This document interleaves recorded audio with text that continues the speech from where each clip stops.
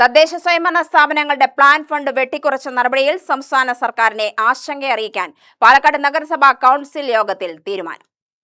Fund വെട്ടിക്കുറച്ച നടപടി സർക്കാർ പിൻവലിക്കണമെന്നാവശ്യപ്പെട്ട് CPM അംഗം അബ്ദുൾ ഷുക്കൂർ പ്രമേയം അവതരിപ്പിച്ചു. BJP കൗൺസിലർമാരും സമാന ആവശ്യമുന്നയിച്ചു. എന്നാൽ UDF അംഗങ്ങൾ പ്രമേയത്തെ എതിർത്തു.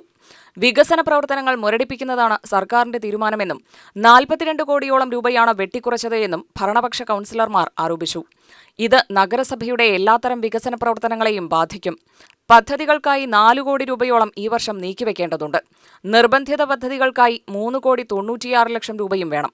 ജില്ലാ ആസൂത്രണ സമിതിയുടെ അംഗീകാരത്തോടെ നിർവഹണം ആരംഭിച്ച നിരവധി പദ്ധതികൾ ഫണ്ടില്ലാത്തതിനാൽ വാർഷിക പദ്ധതിയുടെ ഭാഗമാക്കാനോ ഉപേക്ഷിക്കാനോ കഴിയാത്ത സ്ഥിതിയാണെന്നും ഭരണപക്ഷാംഗങ്ങൾ പറഞ്ഞു.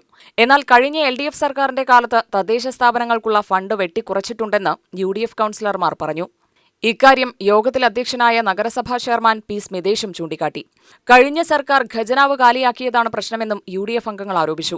കട്ടിലുകൾ കിട്ടാൻ പോലും ആളുകൾ കാത്തുനിൽക്കുമ്പോഴാണ് സംസ്ഥാന സർക്കാർ ഫണ്ട് വെട്ടിക്കുറച്ചതെന്നും VD സതീശൻ നികൃഷ്ടനായ ഭരണാധികാരിയാണെന്നും മിനി കൃഷ്ണകുമാർ ആരോപിച്ചു. ഈ പ്രസ്താവനയ്ക്കെതിരെ UDF അംഗങ്ങൾ ബഹളം വെച്ചു. തുടർന്നും മിനി കൃഷ്ണകുമാർ തന്റെ നിലപാടിൽ ഉറച്ചുനിന്നു. ചെയർമാൻ ഇടപെട്ടാണ് തർക്കം അവസാനിപ്പിച്ചത്. കൗൺസിലർ അംഗത്വം പുനഃസ്ഥാപിക്കണമെന്നാവശ്യപ്പെട്ട് ഔദ്യോഗിക പ്രമേയം പാസാക്കണമെന്ന പീഡന പരാതിയിൽ റിമാൻഡിലായ പ്രശോഭ് C. വത്സന്റെ ആവശ്യം നഗരസഭ തള്ളി. നഗരത്തിലെ തെരുവ് വിളക്കുകൾ പ്രവർത്തിക്കാത്തത്, ബസ് കാത്തിരിപ്പ് കേന്ദ്രങ്ങളുടെ അഭാവം, വന്യമൃഗശല്യം തുടങ്ങിയവയും യോഗത്തിൽ ചർച്ചയായി.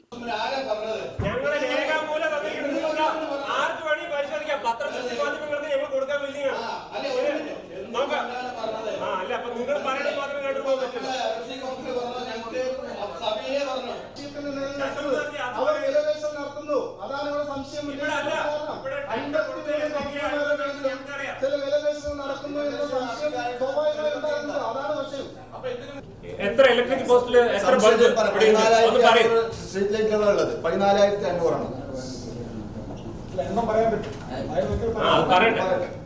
UTV news Palakkad.